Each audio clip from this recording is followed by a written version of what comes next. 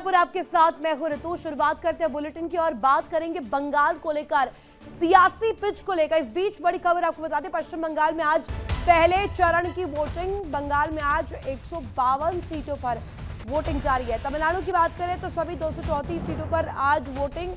इसके साथ साथ इन तमाम सीटों पर आज सत्ता का हिसाब हो जाएगा और खास तौर पर आज पश्चिम बंगाल और तमिलनाडु में विधानसभा चुनाव के लिए मतदान जारी है। बंगाल में पहले चरण में 152 सीटों पर वोटिंग हो रही है। वहीं तमिलनाडु की बात करें तो तमाम 234 सीटों पर वोट डाले जा रहे हैं। बंगाल में टीएमसी और बीजेपी के बीच मुख्य मुकाबला है। यहां के बूथों पर वेबकास्टिंग यानी कि लाइव मॉनिटरिंग के जरिए चुनाव आयोग निगरानी कर रहा है। राज्य की बाकी 142 सीटों पर दूसरे फेज में यानी 29 अप्रैल को वोटिंग होगी। राज्य में पिछली बार की तरह इस बार सीधा मुकाबला टीएमसी बनाम बीजेपी के बीच देखने को मिल रहा है। बंगाल और तमिलनाडु के विधानसभा चुनाव के परिणाम 4 मई को आएंगे। बहरहाल यहां पर यह देखना होगा कि बंगाल में हुमायूं कबीर कितना बड़ा खेल करते हैं। तमिलनाडु की सियासी पिच इस वक्त जनादेश लेकर आएगी, और क्योंकि सीधे तौर पर यह पहले चरण में बंगाल का पूरा जो है लेखा जोखा भी सामने आने वाला है। पहले फेज में 152 सीट जो कि बेहद महत्वपूर्ण सीट है। आपको बता दें पश्चिम बंगाल की जो सियासत है वो लगातार इस वक्त केंद्र की राजनीति पर भी बड़ा असर डाल रही है। चाहे बात एसआईआर के मुद्दे को लेकर के हो, ममता बनर्जी ने इस मुद्दे को खूब भुनाया और जनता के बीच इसको सीधे सीधे अगर कहा जाए स्पेशल इंटेंसिव रिवीजन के नाम पर सीधे तौर पर वोट चोरी का नाम दिया। बंगाल में आज 152 सीटों पर वोटिंग जारी है और इसी वजह से इस वक्त सियासी पिच और सियासी फिजाओं में चर्चा इस बात को लेकर कि बंगाल में आने वाले समय में सत्ता पर काबिज कौन होने वाला है और क्या त्रिकोणीय मुकाबला होने की वजह से हुमायूं कबीर पश्चिम बंगाल में ममता बनर्जी का खेल बिगाड़ सकते हैं। इस बीच एक बड़ी खबर, पश्चिम बंगाल में 9 बजे तक 18.76% वोटिंग हो चुकी है। 9 बजे तक मालदा की बात करें तो 16.96% वोटिंग हुई है। ये आंकड़े अब सामने आने लगे हैं। अलीपुर द्वार में 9 बजे तक 17.2% वोट डाले गए हैं। यही आंकड़ा बांकुड़ा में 20% की तकरीबन पहुंच चुका है। बीरभूम की बात करें 20.21%। 9 बजे तक पुरुलिया में 17.83% वोटिंग जमकर वोटिंग हो रही है, यानी कि सीधे तौर पर जनता इस वक्त घरों से बाहर निकल रही है और अपना जनादेश देते हुए सीधे तौर पर इस बात को सुनिश्चित कर रही है कि लोकतंत्र के इस महापर्व में अपनी भागीदारी किस तरीके से सुनिश्चित करवाई जाए। अपने मुद्दों को लेकर वो लगातार ईवीएम्स का रुख भी कर रही है। इस बीच एक और बड़ी खबर, मुर्शिदाबाद में चुनाव के बीच हिंसा और बवाल की जानकारी सामने आ रही है। मुर्शिदाबाद से सामने आई है बड़ी खबर, जहां इलाके में भारी सुरक्षा बल की तैनाती है। कई जगहों पर लोगों और सुरक्षा बलों के बीच बहस हुई। तस्वीर आपको दिखा रहे हैं, मुर्शिदाबाद वो सियासी अखाड़ा बनता हुआ नजर आ रहा है। यहां कौन जीतेगा, इस रण में कौन बाजी मारेगा, ये तो दूसरी बात है, लेकिन इस वक्त ये लाइव तस्वीरें सामने आ रही हैं। पहला चरण जिसको लेकर वोटिंग जारी है और इस बीच आपको नजर आ रहा होगा पुलिस बल भी इस वक्त अलर्ट मोड पर काम कर रही है। वहां बवाल की स्थिति को ध्यान में रखते हुए हर वो जो जरूरी कदम है वो उठाए जा रहे हैं। बताया जा रहा है कि ये दोनों राजनीतिक दलों के बीच ये बवाल छिड़ा है। हिंसा और बवाल को लेकर जानकारी, ये आम सी बात मानी जाती है कि बंगाल में चुनाव हो और इस तरीके की बवाल और हिंसा ना हो, ये कहीं से भी तस्वीर जो है स्पष्ट हो जाती है। ये दो तस्वीरें आपको दिखा रहे हैं, एक लाइव तस्वीर और दूसरी तस्वीर झड़प की, उस बवाल की जो देखने को मिला। प्रशासन यहाँ पर लगातार चाक चौबंद दिखाई दे रहा है। प्रशासन हर हलचल पर नजर बनाए हुए पहले चरण का ये वोटिंग का फेज, और इस बीच ये तस्वीर सामने आना बवाल वाली जगह से ये स्पष्ट रूप में सामने आता है।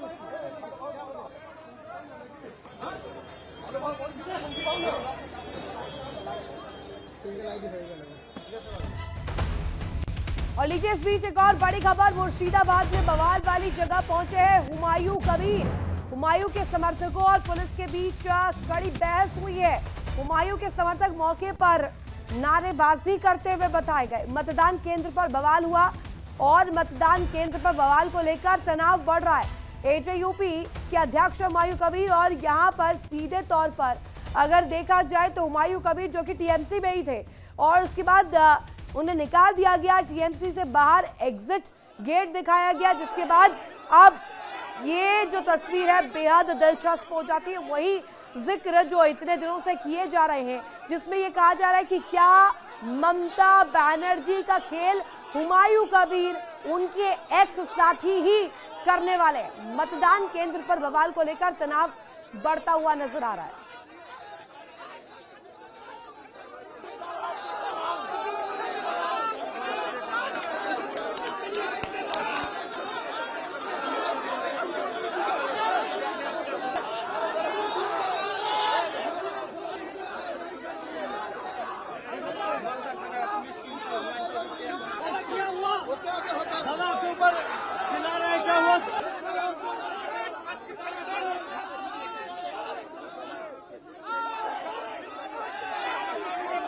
तस्वीरें हम दिखा रहे हैं और हमने ये एम्बियंस भी सुनवाया किस तरीके से बैक टू बैक ये तस्वीरें सामने आ रही हैं और साथ ही साथ यहाँ नारेबाजी और लगातार ये झड़प, ये तनाव और ये बवाल इस वक्त देखने को मिल रहा है। आपको तस्वीरों में हुमायूं कबीर भी नजर आए होंगे जो इस वक्त वहां पहुंचे हुए हैं इस इलाके में जहां पर ये स्थिति उत्पन्न हुई।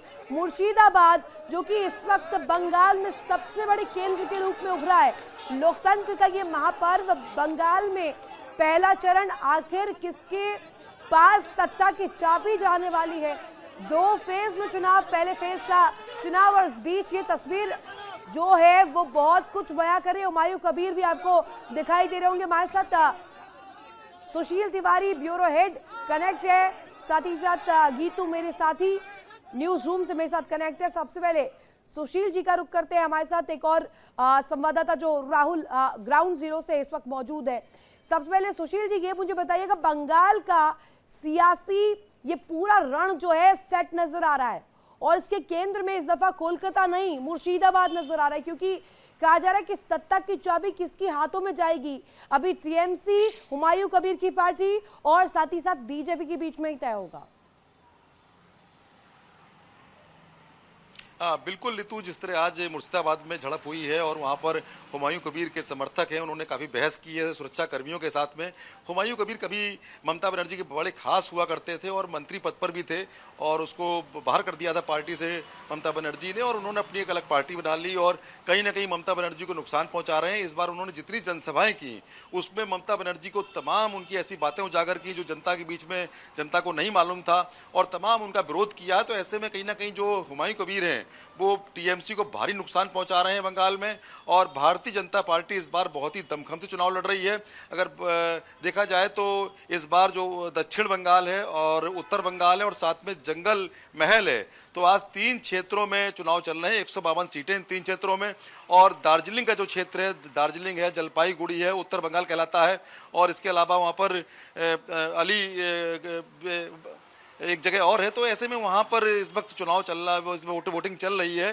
तो वहाँ पर जिस तरह वहाँ पर तमाम जो 800 चाय के बागान हैं, वहाँ के जो बागान वाले हैं उनकी तमाम समस्याएं भी हैं। इस बार प्रधानमंत्री मोदी वहाँ पर गए थे, उन्होंने बाकायदे चाय बागान के कर्मियों के साथ में रख रहे हैं। ये स्पष्ट रूप में बहुत दिलचस्प भी हो जाती है। वो जो एक कड़ी थी जिसमें हुमायूं कबीर ने बाबरी का राग अलापा था, उसके बाद उन्हें टीएमसी से बाहर निकाल दिया गया। इस बीच अभी तस्वीर जो है तनावपूर्ण स्थिति किस तरीके से मुर्शिदाबाद में बनती हुई नजर आ रही है, इसका जीता जागता प्रमाण ये लाइव तस्वीरें हैं।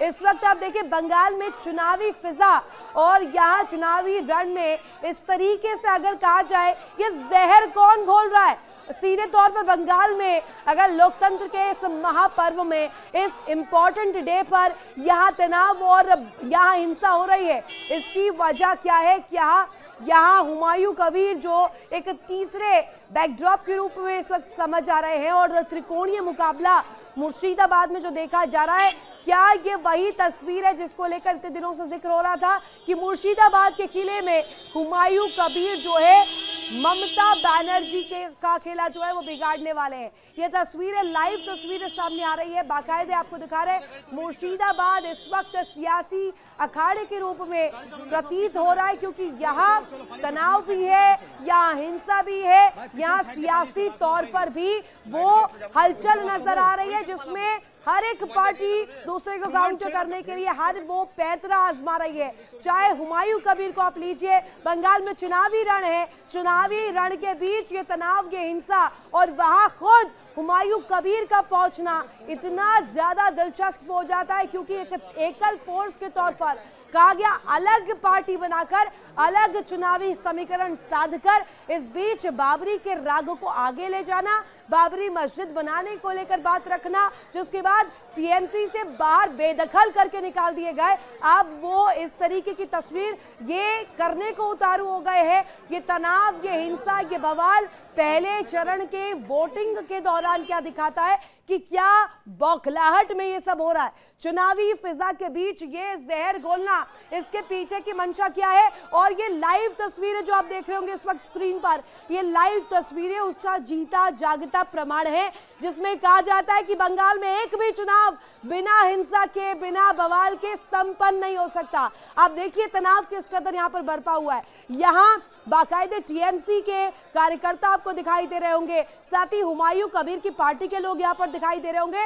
ये आपस में ही भिड़ंत में लगे हुए हैं। और साथ ही साथ आपको बता दें, बीते दिन दिसंबर महीना था, बीते साल में जब ये कोशिश की गई कि बाबरी का जो एक रास्ता है वो साफ किया जाए, इस मुद्दे को अयोध्या से कनेक्ट किया गया। अयोध्या में बाबरी मस्जिद को ढहाकर अभी भव्य राम मंदिर का जो कहा जाए रूप दिखाया गया है, भव्य राम मंदिर खड़ा है। और इसी को लेकर के एक बहुत ज्यादा दिलचस्प कड़ी हुमायूं कबीर ने खोली, एक धार्मिक एंगल इस पूरे चुनाव में देने के लिए, चुनावी रण में एड्ज पाने के लिए और मुस्लिम वोटों को अपने साथ साधने के लिए यह प्रयास किया। बाबरी मस्जिद का राग अलापा और सीधे सीधे ग्राउंड पर जो है वो तस्वीर अब नजर भी आ रही है। सुशील हमारे साथ कनेक्ट है। सुशील जी, ये देखिए हम जो तस्वीर दिखा रहे हैं, इससे पहले हमने देखा था बंगाल में एक के बाद एक सियासी फिजा में जो बयानबाजी है वो केंद्र में रही थी। ममता बनर्जी को लेकर जानकारी मिली थी कि ममता बनर्जी भी बिफरी हुई है हुमायूं कबीर पर। उन्हें पहले समझाया गया, मान मनौवल किया गया, कहा गया कि आप माफी मांग लीजिए बाबरी मस्जिद वाले उस बयान पर, लेकिन वो नहीं माने। उन्होंने कहा कि ममता बनर्जी कितना ही कोशिश कर ले, निकाल भी दे, लेकिन उससे भी फर्क नहीं पड़ता। हुआ भी वही, टीएमसी से बाहर निकाल दिया गया। और अभी हम देख रहे हैं जो बात कही जाती थी कि बंगाल में चुनाव बिना तनाव के, बिना बवाल के, बिना हिंसा के नहीं संपन्न हो सकते, वही तस्वीर।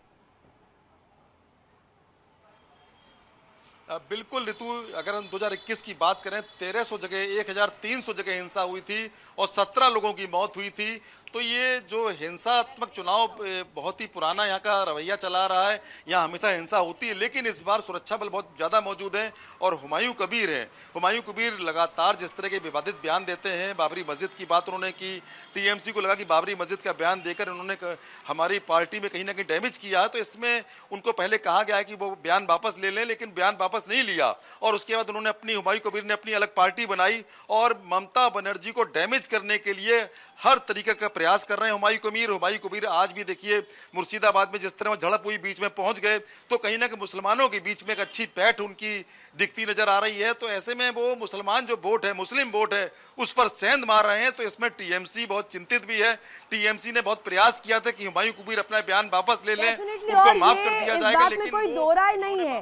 सुशील जी, ये बात बहुत स्पष्ट हो जाती है कि अभी एक एकल फोर्स के तौर पर वोट पोलराइजेशन का जो ये एक नायाब तरीका हुमायूं कबीर ने अख्तियार किया है, ये आगे कई ममता बनर्जी का किला ही ना ढहा दे। अब साथ ही साथ मेरे साथ मेरी सहयोगी गीतू भी कनेक्ट है न्यूज रूम से। गीतू, हम और आप ही थे जब इस बात को लेकर चर्चा हो रही थी। हुमायूं कबीर का वो बयान सुर्खियों में रहा था, इसे कनेक्ट अयोध्या से भी किया गया, जिसमें कहा गया कि जब कोर्ट ने फैसला सुना दिया और आज की तारीख में आज की हकीकत यह है कि वहां पर भव्य राम मंदिर है, इसके बावजूद बाबरी वाला राग क्यों लापा गया। अब देखिए उसी के साइड इफेक्ट्स नजर आ रहे हैं। बिल्कुल। और ये सब कुछ देखिए ऋतु जानबूझकर किया गया था और ये साइड इफेक्ट्स नहीं थे, ये सोच थी, सोची समझी रणनीति थी बंगाल चुनाव को देखते हुए कि एक तरह से वोटों का ध्रुवीकरण यहाँ पर होगा और ऐसा होता हुआ दिख भी रहा है। शायद टीएमसी इस बात को बहुत बेहतर समझ रही है और उसे लग रहा है कि कहीं ना कहीं जो ये नई पार्टी आई है हुमायूं कबीर की, वो वोट कटवा साबित हो सकती है, यानी कि इसका सीधा फायदा बीजेपी को होगा। और सीधे तौर पर यह भी कहा जा रहा था कि हुमायूं कबीर की जो नई पार्टी बनाई गई है वो बीजेपी को लाभ देती हुई दिखाई दे रही है और यही गुस्सा है टीएमसी कार्यकर्ताओं का जो आज हमें देखने को मिला है। विरोध किया गया हुमायूं कबीर का, क्योंकि लगातार जिस तरह से ममता बनर्जी को पश्चिम बंगाल में विरोध देखना पड़ रहा है। इस वक्त जो ये टक्कर है बीजेपी और टीएमसी की, नेक टू नेक फाइट इसे कहा जा रहा है। वही हिंदुओं को लेकर जिस तरह से ममता बनर्जी के लिए रुख रहा है, अब कहीं ना कहीं ममता बनर्जी को खुद लगता है कि शायद जो हिंदुत्व का फैक्टर है वो बहुत बड़ा फैक्टर है पश्चिम बंगाल में। जिस तरह से बीजेपी ने इसे भुनाने की कोशिश की है और खुद ममता बनर्जी ये सोच रही हैं कि अगर इस वक्त वो हिंदुओं का साथ नहीं देती हैं तो कहीं ना कहीं ये जो चुनाव की जीत है वो भारी ना पड़ जाए और ऐसे में ये जो चुनाव है उनके लिए चुनौती ना बन जाए। और यही वजह है जिसके चलते हमने देखा कि हुमायूं कबीर जब दूसरी पार्टी बनाते हैं तो गुस्सा बिल्कुल जाहिर था और टीएमसी कार्यकर्ताओं ने आज इसे साबित भी कर दिया है। भी सामने आ गया है। बड़ी खबर बता देते हैं दर्शकों को, एजेयूपी अध्यक्ष हुमायूं कबीर का इस बीच बड़ा बयान, ममता बनर्जी की कुर्सी जाने वाली है, लोगों से भारी समर्थन मिल रहा है। साथ ही ममता बनर्जी को लेकर यह जिक्र किया है, स्पष्ट रूप में नाम लेकर बोला है ममता बनर्जी की कुर्सी छूटने वाली है, 80 से 85 सीट हम जीतने वाले हैं, ओवैसी के जाने का असर बिल्कुल भी नहीं होगा, बंगाल में किंग मेकर बनेंगे। हुमायूं कबीर ने इससे पहले एक और बयान भी दिया था, याद दिला दिए दर्शकों को। बयान ये था कि इस दफा मुख्यमंत्री जो है एक मुसलमान चेहरा हो और ना भी हो तो एक डेप्यूटी चीफ मिनिस्टर तो एटलीस्ट मुसलमान चेहरा होगा ही। सुशील जी, इस बात को लेकर अगर हम सोचें और समझें, अभी किंग मेकर बता रहे हैं हुमायूं कबीर खुद को, इस पर बताइएगा, एक प्रतिक्रिया सामने आ रही है वो सुनवा देते हैं। रेजीनगर मुर्शिदाबाद के सारा जो 22 सीट है सब जगह शांतिपूर्ण में चुनाव हो रहा है वोट डालने, लेकिन ये नौदा के दोनों बूथ 9 नंबर और 10 नंबर 9 और 10 दोनों बूथ में कुछ झमेला हुआ, रात भर कोई झमेला हुआ, लोकल पुलिस का बैच छीन लिया, आपको दिखा दिया, लोकल पुलिस को बैच छीन लिया। और हमारे साथ राहुल भी कनेक्ट है ग्राउंड जीरो से। राहुल, ये तस्वीर हम देख रहे हैं, सीधे सीधे बड़ा दावा हुमायूं कबीर कर रहे हैं कि जन समर्थन तो मिल रहा है और सीधे इस दफा किंग मेकर की भूमिका में रहेंगे, यानी कि सत्ता की चाबी जिसके पास भी जाएगी ये डिसीजन सबसे इंपॉर्टेंट हुमायूं कबीर की तरफ से आएगा। ये मैं आपको बताते चलो, पश्चिम बर्धमान की अगर मैं बात करूं तो हुमायूं कबीर की पार्टी से जो लोग थे उन्हें जो है मैंने टिकट तो मिल गया, लेकिन वोट कहाँ से मिलेगा, लोग कहाँ से आएंगे, और नीम के भी लोग खड़े हैं। और ठीक अगर बोला जाए जो सत्ताधारी पार्टी है तृणमूल पार्टी, ये अगर बोला जाए ये अगर मुस्लिम अगर वोटर बोलते तो ये पार्टी मुस्लिमों का पार्टी भी बोला जाता है।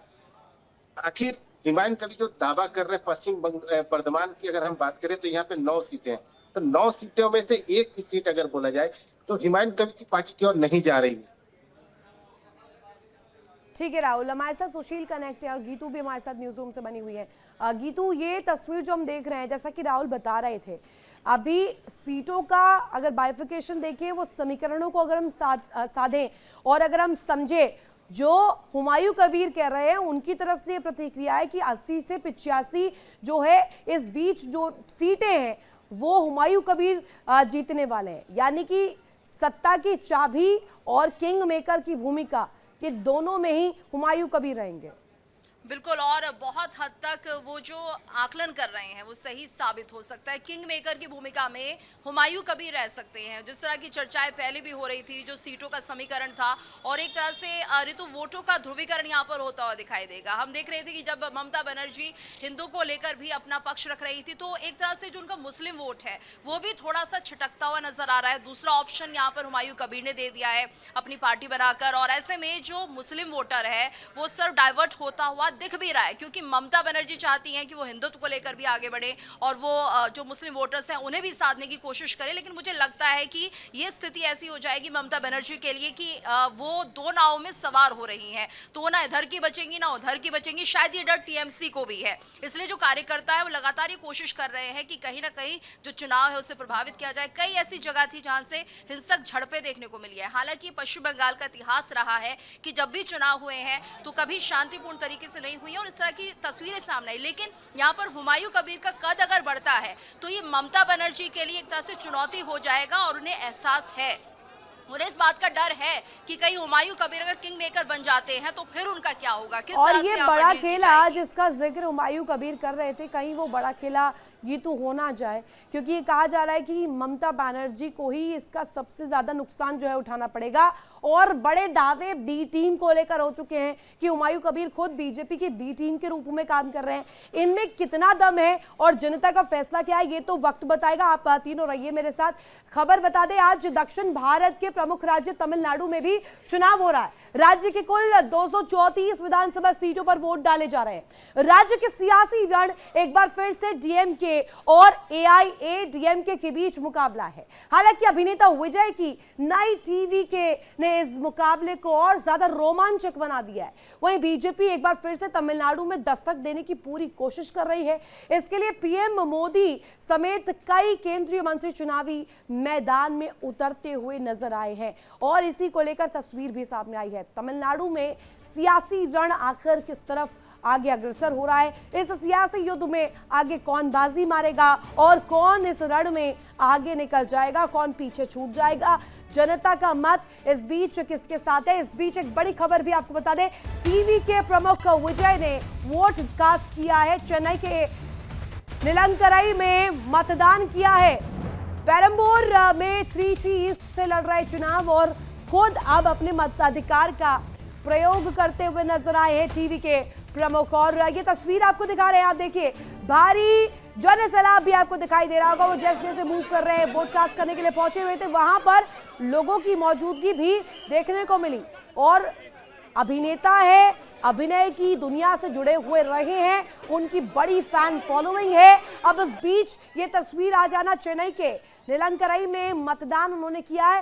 पेरंबूर जो जगह है त्रिची ईस्ट से वो चुनाव लड़ रहे हैं। साथ ही इस रण में ये देखिए तस्वीरें सामने आई है, उन्होंने अपना वोट कास्ट किया है।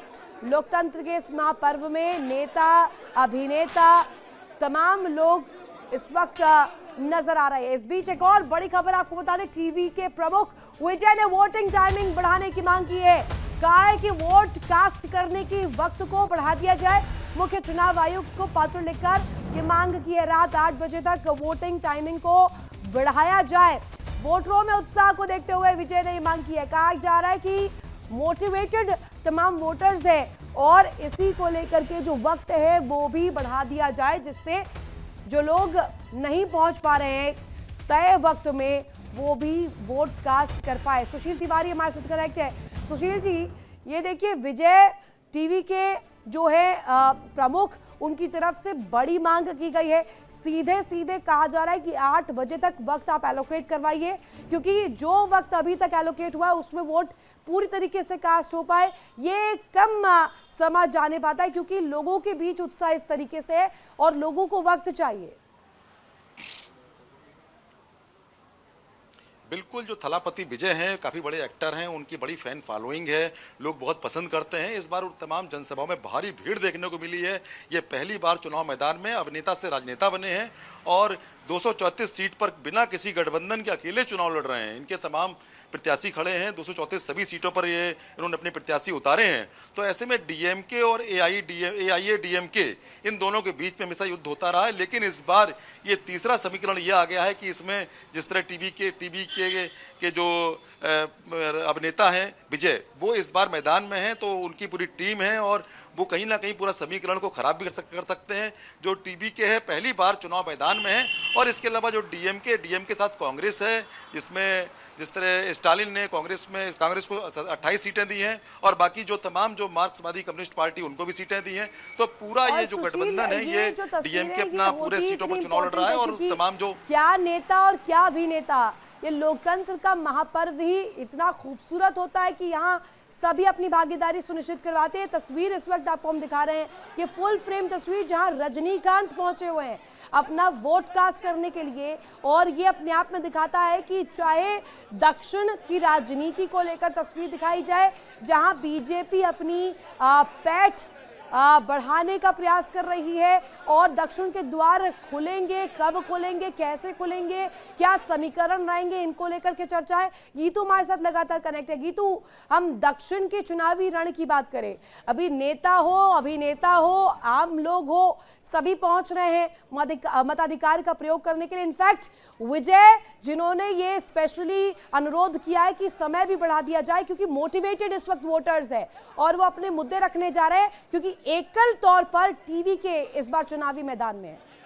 बिल्कुल, और यहाँ पर देखिए इससे भी हम ये मानेंगे कि जिस तरह से टीवी के चुनावी मैदान में है तो जो वोट है वो बढ़ते हुए नजर आएंगे। डीएमके और एआईडीएमके के बीच ये मुकाबला है। हालांकि डीएमके के साथ इंडिया गठबंधन है तो दूसरी तरफ एआईडीएमके के साथ बीजेपी भी है। अगर हम बात करें यहाँ पर नेक टू नेक फाइट तो होने ही वाली है, लेकिन इसके साथ साथ टीवी के जिस तरह से चुनावी मैदान में आए हैं तो कहीं ना कहीं लोगों को बहुत ज्यादा प्रभावित करते हुए नजर आ रहे हैं। एक सोच यहाँ पर वोटर्स की ये भी हो सकती है कि इस बार थोड़ा अपना फैसला बदलते हुए जो वोट्स हैं वो इस तरफ भी डाइवर्ट हो सकते हैं। यानी कुल मिलाकर हम हमेशा देखते हैं कि कोई नई पार्टी आती है और खास तौर से जब इतना उत्साह इस वक्त तमिलनाडु में दिख रहा है वोटर्स का, तो ये मानिए कि कुछ बदलाव की रणनीति जो है वोटर्स के दिलो दिमाग में चल रही है और शायद यही वजह जिसके चलते वोटिंग टाइम को बढ़ाने की अपील भी की जा रही है कि इसे 8 बजे तक बढ़ा दिया जाए क्योंकि इतना उत्साह है और इतना ज्यादा जन सैलाब इस वक्त तमिलनाडु में दिख रहा है।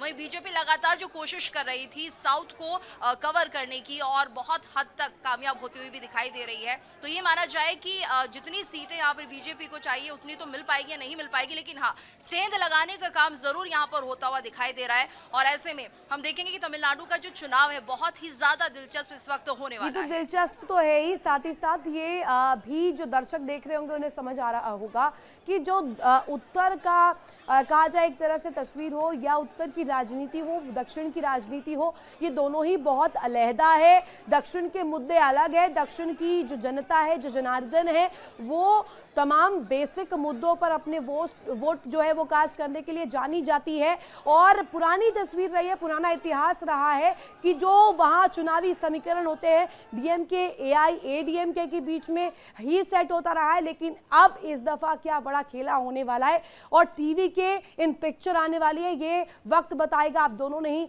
तमाम जानकारी दिया, इसके लिए शुक्रिया। इंडिया डेली पर वक्त एक बहुत छोटे से ब्रेक का। इंडिया डेली अब आपके स्मार्ट टीवी पर मौजूद है। देखिए इंडिया डेली 24/7 अब आपकी स्मार्ट टीवी पर। इंडिया डेली मौजूद है सभी डिजिटल प्लेटफॉर्म पर लाइव और लगातार। इंडिया डेली 24/7 हर दिन राष्ट्र को समर्पित।